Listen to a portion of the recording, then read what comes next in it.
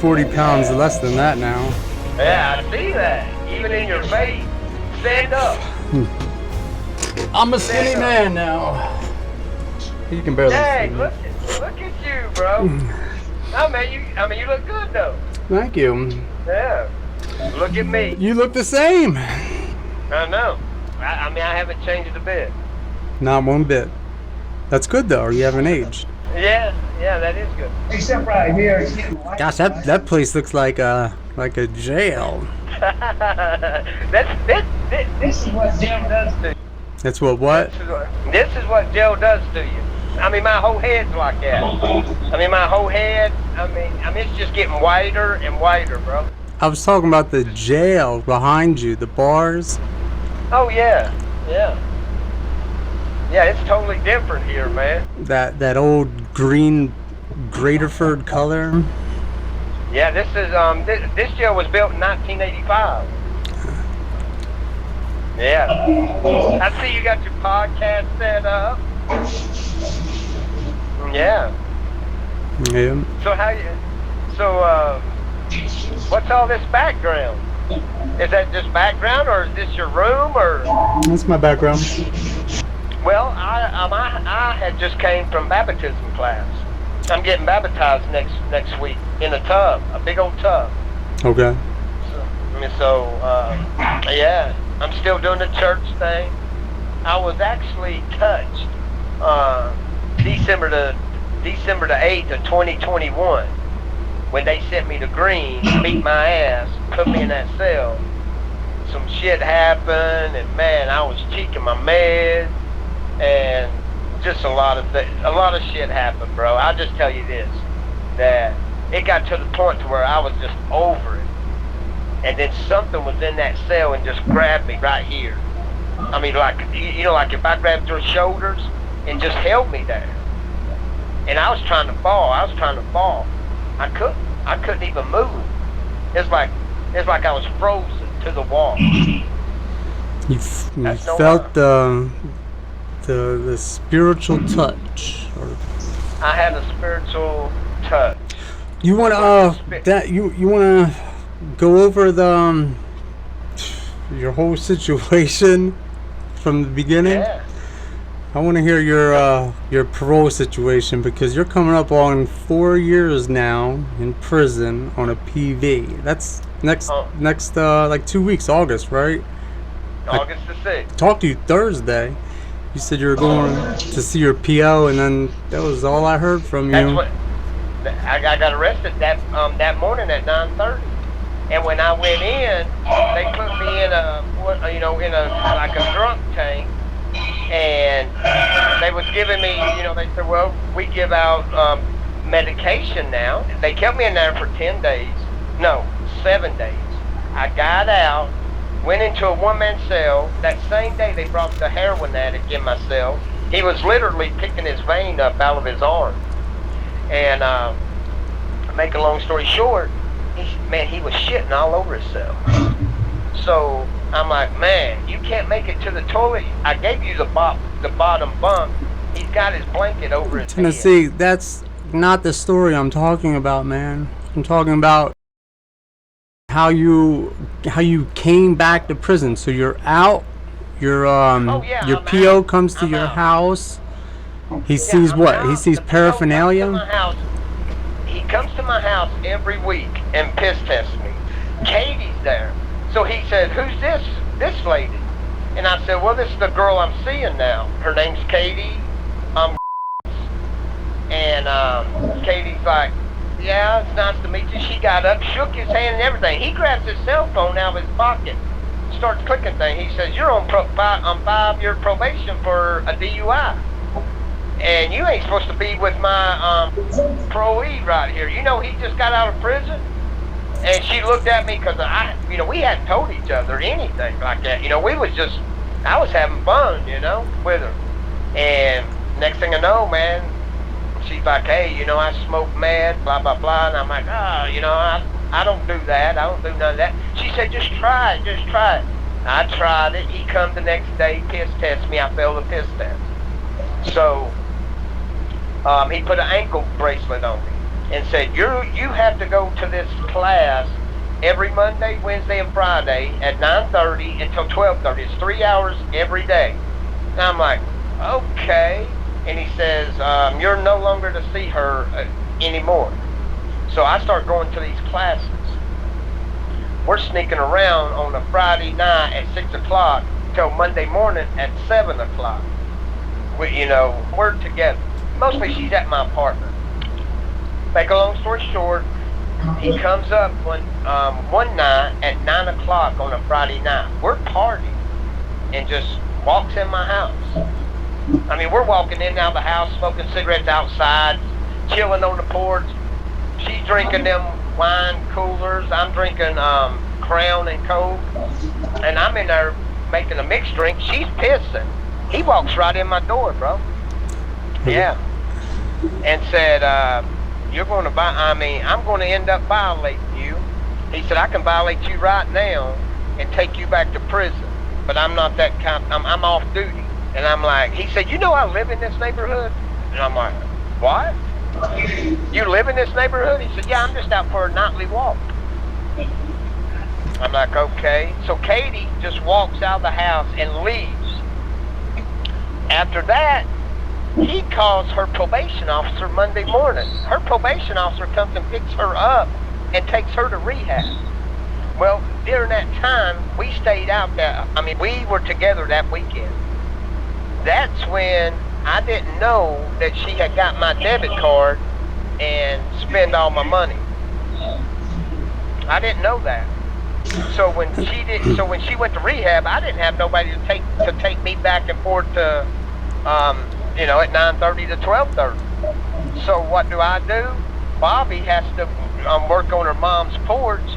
So I run over to the bus station and try to catch the bus to Walmart, and then I got to walk the pyramid. I was literally 10 minutes late every day. And I was late that day, Friday. I was late that Friday, and they wouldn't let me in the meeting.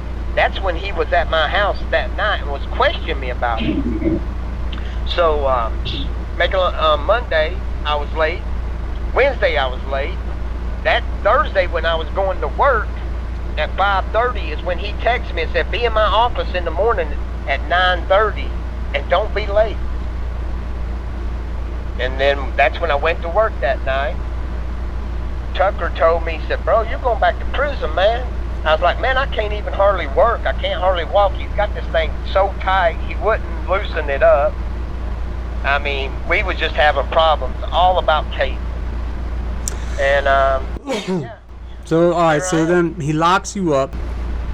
He locks me up. He violates you. So you got just a technical violation. I got a tech violation. And you now, go the to first tech, don't listen, he wrote me a citation. Now, in June, my nephew died on a Friday night. Oh, yeah, you did tell me that.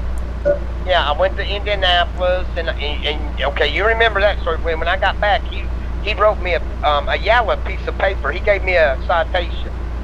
He said, now don't make this a habit. Now, he didn't know about Katie back in June. July when he found out about Katie. Matter of fact, it was during the 4th of July of 2021 is when he walked in on me and Katie, and we were watching a movie. All right, so you go to SCI Smithfield. You're at SCI Smithfield. Yeah. What happened there? Because I'm trying to figure out the whole story for you. Okay. When I went to try to put this in a nice little basket. Okay. And now, when I went to Smithfield, they put me in a drunk tank for 7 days. I got out of the drunk tank. They put me in the cell.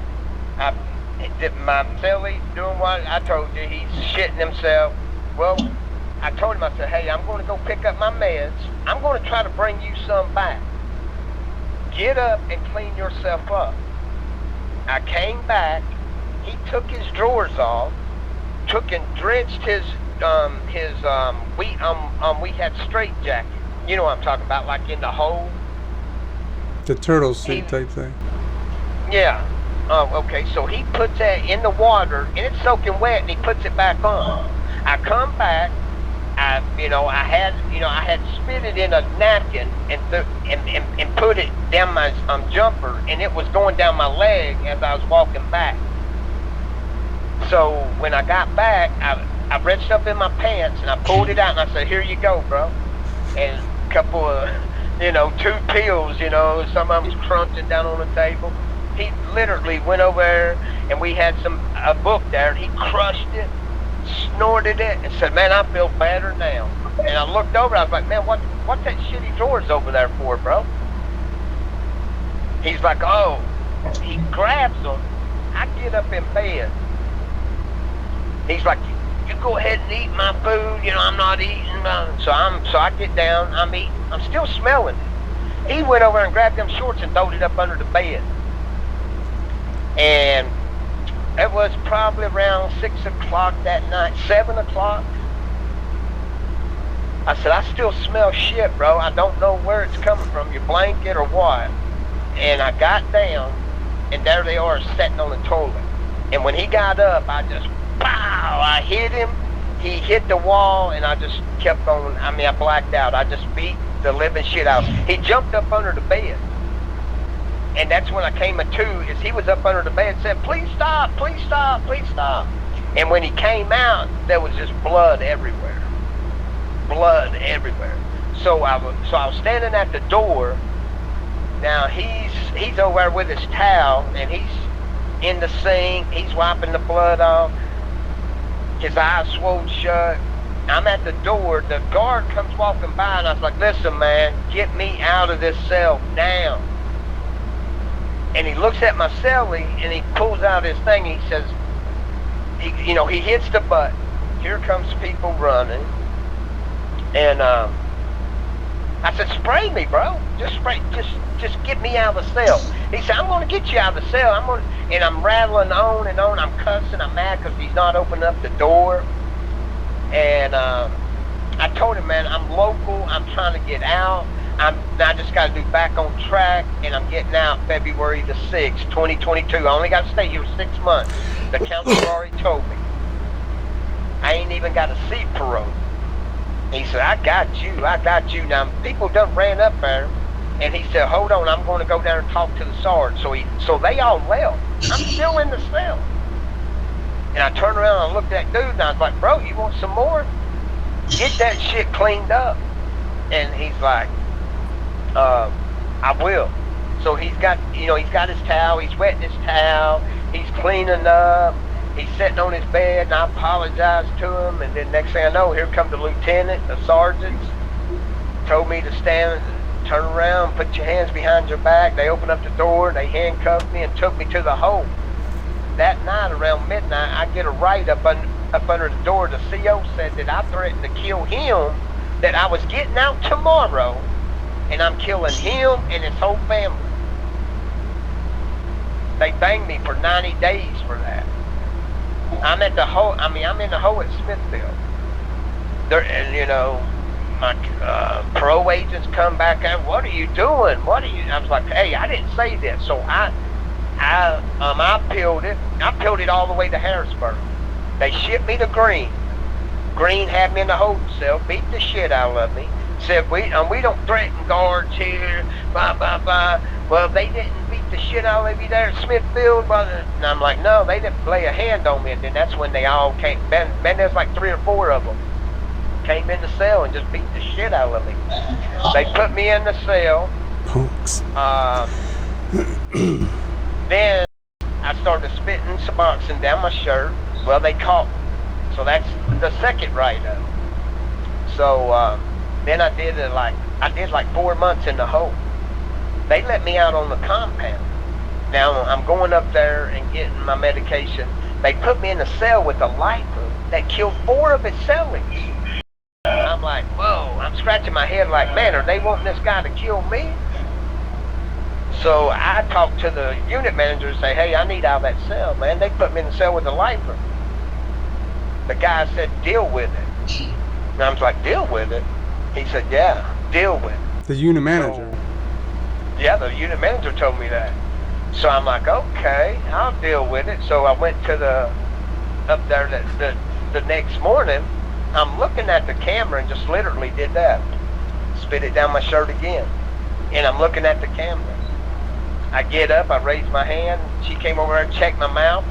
I rinse it out. I walk out the door and I'm like, dang, they ain't gonna do nothing. So as I'm walking down the sidewalk, here comes security running down through there.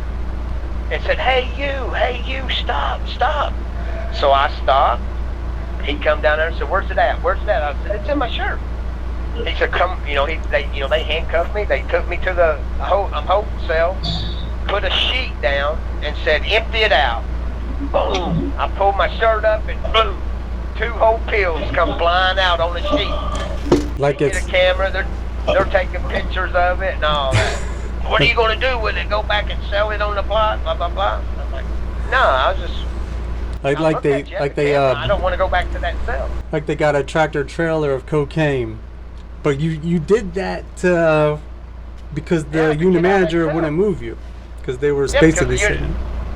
Yeah, because he kept telling me, he's like, bro, man, I don't take cellies, man. I'm telling you, bro, I'm going to kill you if you don't get the fuck out of my cell. And I'm like, really? I'm like, bro, you can have all this medication. So then they put me in the hole again, banged me for 60 days. And I told him, I said, man, I ain't going back to this compound.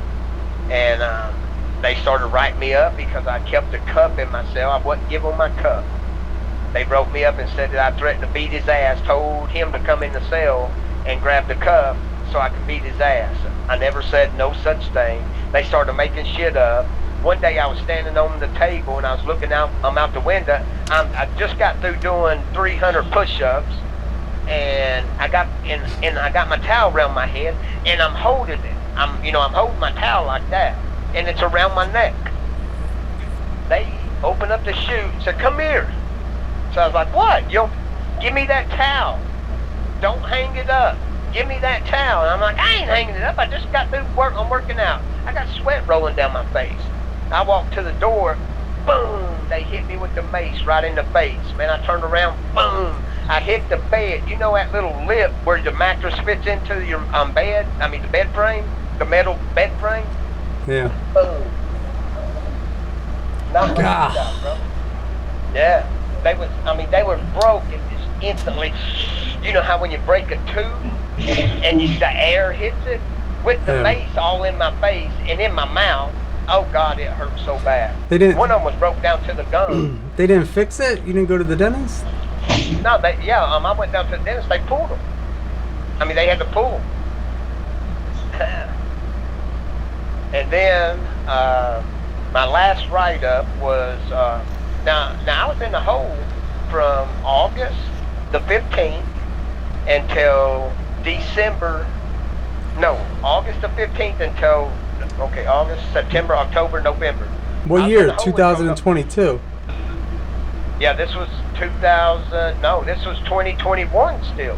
When I got transferred to Green, they let me out of the hole in November. The write-up happened December the 1st. Okay. When I went up there and I was looking in the thing. Yeah. And then I was like, man, this is over with, man. They're putting me in the cell. They're wanting these dudes to kill me. I ain't letting nobody kill me. I'm going to do it myself. And that's when I tried to do that. And I was touched by the Spirit December the 8th of 21. And then I sat in the hole from December the 1st until December of the next year. They transferred me to Monohoy. And Monohoy kept me in there for a week and let me out in December of 22. So I stayed in the hole for August the 15th until December 22. And then when I got out of the hole and went to the compound, they automatically put me in the TC program. So I'm doing the TC program and see parole in February 23. Oh, well, yeah, you ain't a year clean on write-ups. We don't know you. You ain't got jail support. We'll see you in February 24. And just cuts the screen off. I mean, it wasn't even 15 seconds, bro.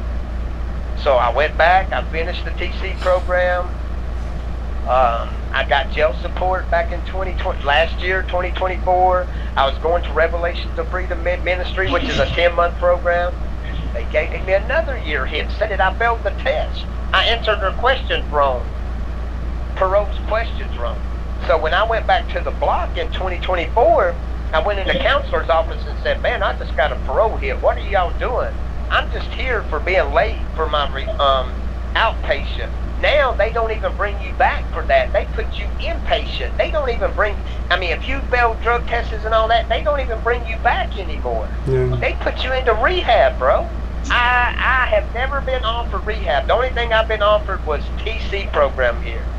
Never saying, well, I had to go on my own and get this Christian guy to come and visit me and him to get me into a 10-month program for addicts. And they still gave me a year hit. And then this year, when I went in the counselor's office last year, he said, well, you're not, parole is state. I talked to your pro agent, and she stated, I failed 50% of the questions that was asked me, and I'm not taking my recovery serious. So I'm on the shot now, Sublocade. He said, get off that Sublocade, start going to AA, and take your recovery serious, Hatfield. Who said that? My counselor on my block. So I went, signed up for AA. I went to AA every Thursday night from March of last year. My last shot was March the 1st of last year. March is when I started going to AA, and I went to AA all year until this February. And then when I went in there to see them, I had the Christian guys that I've been doing these Bible studies with, and down there in Lancaster, they have sent letters of recommendation to the Harrisburg. So that's what they said. I mailed you that. I just wrote. Did you get that today? No. No? I didn't get no mail. I didn't check the mail yet. If you check the mail, my letter's there, bro. I just mailed it Thursday night, and it only takes 2 days to get there. Did you go through withdrawal when you got off the Sublocade? Yeah. I went through withdrawal. I have thought about suicide. I don't know how many times. I mean, that's one of the number one side effects of getting off Suboxone or Sublocade. It's suicide. They have never, I'm on mental health. I'm taking medication. And I've talked to them about it. And I just talked to the lady June the 30th about getting back on the Suboxone. And I haven't been called down there yet. But I just seen the mental health counselor here on the block Friday, and I was in there about 30 minutes. He said he's going to see me every week from here until September. So he said that he's going to make sure that the PREA is investigated there at Monohoy. Well, get back to that. So you're at Monohoy. You go to see parole then again? They paroled me, bro. I went and I picked up my green sheet February the 13th. Of this year? Of this year. I go to work in the kitchen. I'm working in the kitchen now, and I'm working, and they turned around and had Mr. Holt out there in front of the, he's coming in there calling the blocks to come up and get the cards because they're still feeding us on the block. So while I'm on the block's coming up, so a friend of mine comes up at 1 o'clock. Now it's 11 o'clock. So I open up the door and said, hey man, have sin. And this guy says, hey Bill, what are you doing? Take your white ass to the metal detector now. You're not going back to the block. And I'm like, I'm not going back to the block. I was just opening up the door. I do this every day, and I'm arguing with him. Now, mind you, a week prior to this, I'm smoking the e-cigarette coming up to work. He takes it from me after I just opened it and I just hit it like 2 or 3 times. I walked out the door and I'm walking up the sidewalk and I hit it a couple of times. He's standing up there. I'm not even paying him no mind. I didn't think that he could take it. So I'm arguing with him a week prior to this, and I had just seen parole, and I'm waiting on my green sheet. I was like, listen, man, I don't want no problems here. I'm waiting on my green sheet, and I just handed it to him. He'd stuck it in his pocket. I'm going in there to work, and here's some guys coming and picking up trash. He pulls it out of his pocket and hands it to one of the trash guys. Now, I'm furious. In front of you? I'm watching him. In front of me. I'm sitting there watching him. He sees me. And he sat right there and did that liberty. And now, so I walked to the metal detector. He said, tell me what you got. I mean, you got a knife? You got a shank?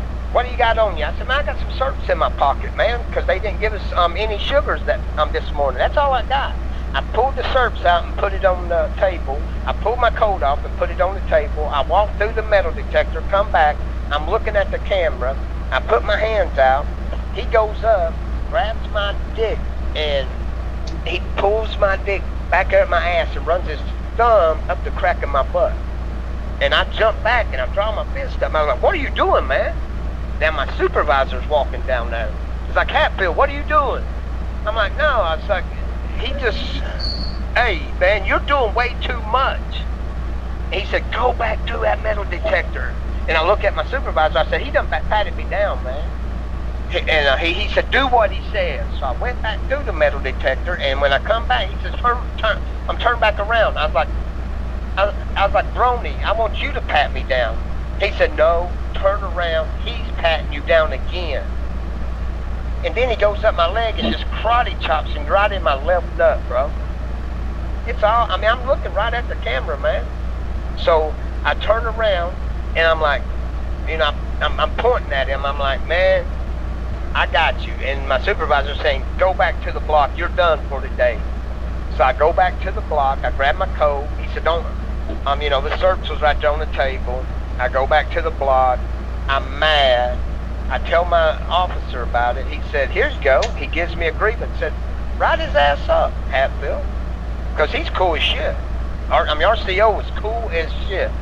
I mean, he would come in, ate and skate, comes to the door, talks to you like a man. Hey, man, I wish you luck, man. You know, you got your green sheet. Man, I bet you're happy. I'm like, man, I'm on top of the world. And I said, finally, I got my green sheet back and I'm paroled. I fill out that grievance. He said, now listen. He said, now that counselor is going to take that grievance and call you in the office and try to talk you out of that grievance. Put it in an envelope and put it in the mailbox and write it out to Miss.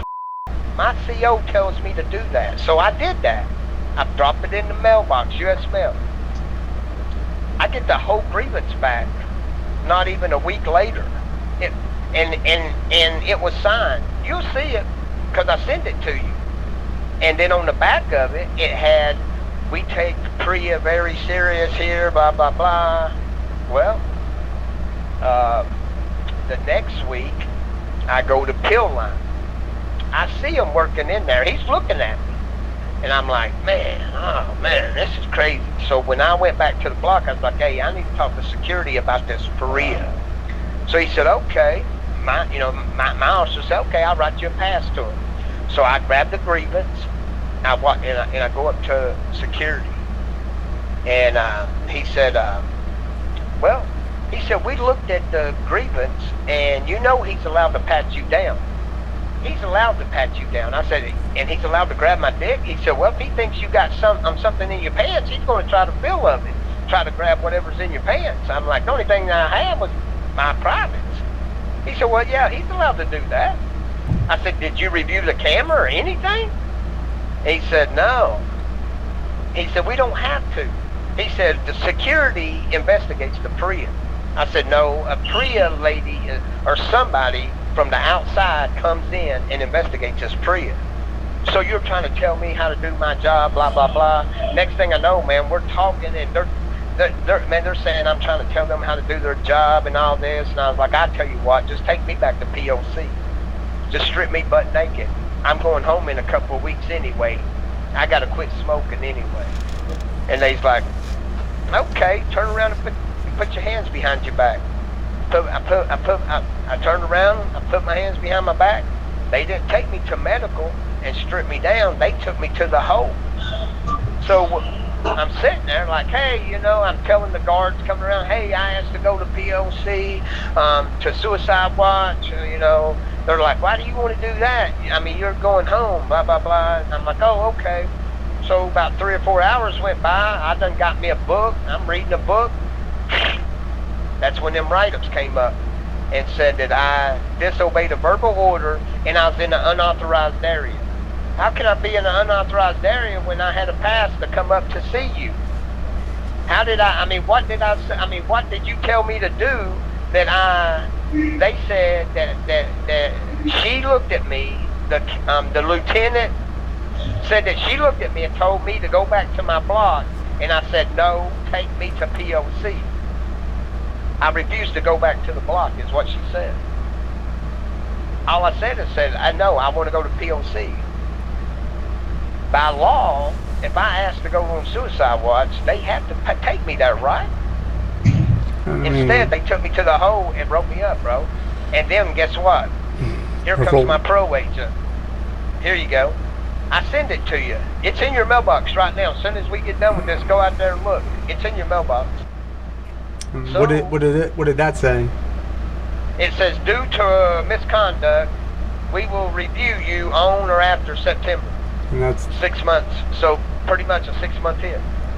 That's this September. Yep. And I talked to my mental health guy here. He said that he's going to have this investigated. So they transfer you from Monohoy there then? Yeah, they transferred me here because when I got that, I was like, oh no, I'm done with this jail. I'm done with this jail. And I talked to they have mental health walk around every day. And I said, hey, I need to talk to somebody about putting the separation in on CO hold because I don't trust this jail no more.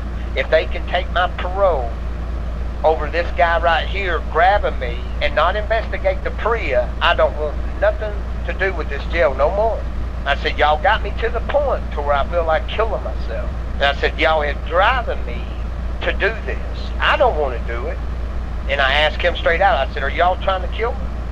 Are y'all trying to kill me? Because there's PFAS, there's forever chemicals in this water. Man, I get these bumps. I mean, these bumps just come up all over. My nose bleeds. When I piss, it kind of burns. Like, I know y'all are poisoned. So... Does anybody else there say stuff like that? Man, you ought to see man, there's all kinds of sicknesses here. Even here, because we're only 5 minutes down the road from Monohoy. But here, the state made them put in these filters. We got a filter and a push button. They changed all the sinks. They changed all the water fountains, and where it's got some type of filter on it, to where forever chemicals can't get into that water. It filters it somehow, cleans the water. It cleans the water somehow. Mm-hmm. The water tastes much better here, but I think the damage is already done. Well, when did the filters go in? I don't know when they was put in. I just know when I got out of the hole here and came to this block, I noticed all the water. Got a water fountain upstairs and downstairs, and then in the one in my sink, when you hit the button, the hot turns red and the cold turns blue. And when you mash the toilet, it'll turn red, or no, it'll flash green, and it's weird. And then when they're about, when they're about to cut off, they'll flash. But the water tastes better here because of the filter system. And we got a water tower up, and we catch all the rainwater in that water tower. So that's where we get our water from here. Well. Yeah. So I wrote medical and asked for a PFAS, PFAS test. And that gives you the levels of the forever chemicals in your system. And they told me here that they don't do that test. You have to do it when you get out. I'm like, okay. Monohoy, they wouldn't give us the test either. So. Maybe it's best you not create any waves right now. I'm not. But they said it's the go home jail. And I talked to my unit manager. They're waiting and see how I'm acting for a while. Because I should have been staffed. I haven't even been staffed yet. Parole hasn't even sent me my parole paper yet. So I think they're waiting as long as possible to see how I'm acting. Because I've been here 6 weeks now. I ain't caused no trouble. I'm taking my medication. I ain't caused no trouble at all. So yeah, and I'm getting baptized next week. I got a flaggers. I just passed my test at OSHA yesterday. Next week I'm going to Blood and Body, and next Saturday I'm being baptized. And I put in an application and mailed it out Sunday night for Jubilee. So I'm going to do Jubilee because I ain't got nowhere to go, and I don't want to go back to a halfway house. Why not? So I went to that halfway house up at Coalport. It's the best halfway house in the state of Pennsylvania because it's the only one that is independent. And every day when I came off the bus from work, 10 people would stop me before I got to my bed trying to sell me meth, crack, cocaine, marijuana, beer. They had coolers of beer up under the beds. They'd sell you a beer for $5. A tall boy, a 16-ounce beer. They were selling bottles of liquor for $100 a bottle. How did? Yeah, the halfway house was full of drugs, bro. It was just to the point to where it got to a point where I said, man, please, just stay away from me. I'm trying to get out of this halfway house. I don't want to go back to prison. And when I was trying to get out of the halfway house, I had went and got my apartment, paid the first and last month's rent in April. May came around and I had to go down there and pay another $550 for May because I was still in the halfway house. They didn't want me to leave because of the funding from the state. And they didn't want me to leave because I was a good working, hard working inmate or citizen. I didn't cause no problems at the halfway house. So I had to go in there and tell my pro agent that I'm not coming back to the halfway house. I'm going to my apartment tomorrow. And he said, no, don't do that because you're going back to prison. And he said, Hatfield, just give me a couple of days and next Monday you're going to be in your apartment. Just give me till Friday. And this weekend you'll be at your apartment. So when I got off work Friday morning at 6 o'clock, when I got at the halfway house, it was like 8 o'clock in the morning. And I went straight in his office and he said, yeah, come on in, have a seat. Sign this paper, sign that paper, sign this paper. Go over there and talk to what's her name. I went over and talked to her, I signed some papers. The bus took me to my apartment after I got through signing all the papers. He said, go pack your shit. And I went down there, I packed everything, and the bus took me to my apartment. Is that the same PO as the one who locked you up? No. He was a pro officer there at the halfway house in Coalport. I went off the mountain. Coalport's right here. Housedale's right here. I mean, you can literally drive down the road, stop at the stop sign, turn left. Normally, if you go straight, you go off the mountain, and you're there in Tipton, and I'm at the Sheets, and the glass factory was right there. Housedale, when you went to the stop sign, you turn left, and you literally drive down the road at least about 5 to 10 miles, and you pass right by the prison. That's how close it was. It was crazy. Ugh. I don't think I ever want to see that place again. No, I don't believe you will either. But it looks like you're doing good out there because you've been out a year now, right? The 16th was a year. The 16th? Okay. Yeah, what's the day? Your birthday was the 7th, right? Yep. 1 year and 3 days. 1 year and 3 days. Yeah. Well, at least you made it out a year. I was only out 8 months. I was out 8 months and 4 days. I got out December the 2nd. I came back August the 6th. Bashir too, man. Bashir, I think he's got 7 months. He has a new charge though. He has a new case. See, I ain't got no new case. And you got 4 years in, man. 4 years in on this, bro. This is unheard of. That's not right. Well, like I said, man, you need to go up to the federal courthouse, man, and talk to that judge, man. My sister found that paper that's got my case number. I can look your case number up. I just haven't had time.